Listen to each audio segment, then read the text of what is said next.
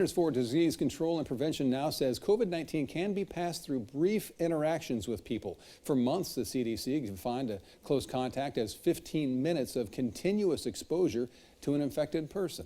But now briefer but repeated contact that adds up to 15 minutes will count.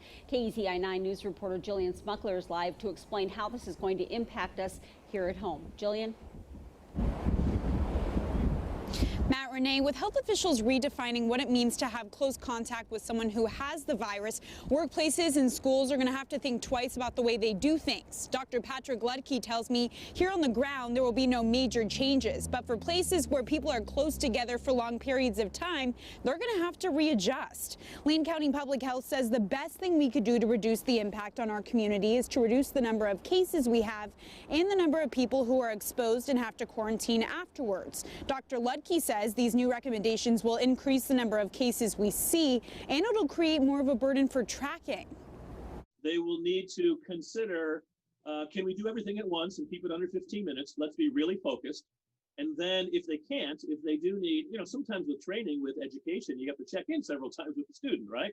So they'll need to be, they'll need to track that time, and that will make it a little bit more challenging. Or, of course, they could alternate it, and then no one will add up to 15.